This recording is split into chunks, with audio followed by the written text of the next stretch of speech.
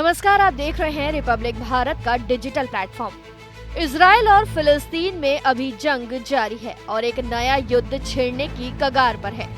दरअसल ईरान ने इजराइल को हमले की धमकी दी है। इसके जवाब में इजराइल ने भी तैयारियां पूरी कर ली हैं और इस बीच अमेरिका ने भी ईरान को चेतावनी दी है कि हमले ना करे।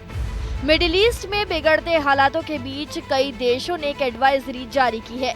भारत समेत दुनिया के तमाम देशों ने अपने नागरिकों को मिडिल ईस्ट जाने से बचने की सलाह दी है।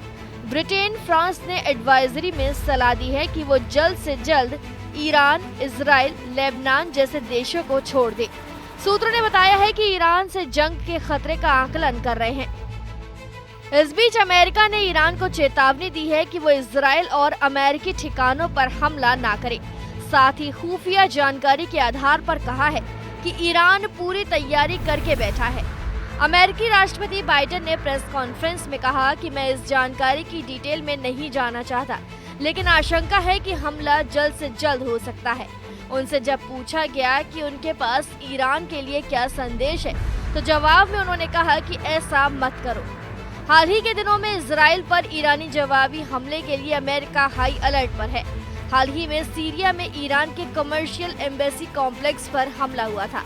दरअसल इजराइल ने एयर स्ट्राइक की थी, जिसमें 3 ईरानी जनरल मारे गए थे।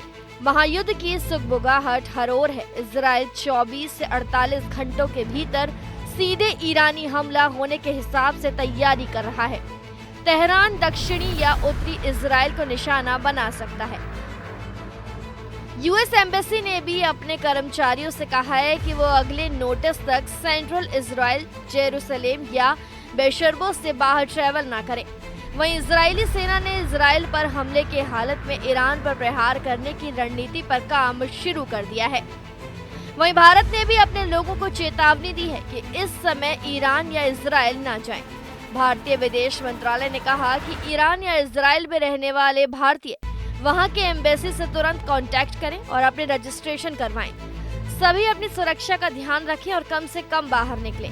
आपको बता दें, 1 अप्रैल को इजराइल ने सीरिया में ईरानी एम्बेसी के पास एयर स्ट्राइक की थी, जिसमें ईरान के 2 टॉप आर्मी कमांडर समेत 13 लोग मारे गए थे। इसके बाद से ईरान और इजराइल के बीच तनाव बढ़ते नजर आ रहे हैं। ईरान ने तो इजराइल को इस एयर स्ट्राइक का बदला लेने की धमकी दी है।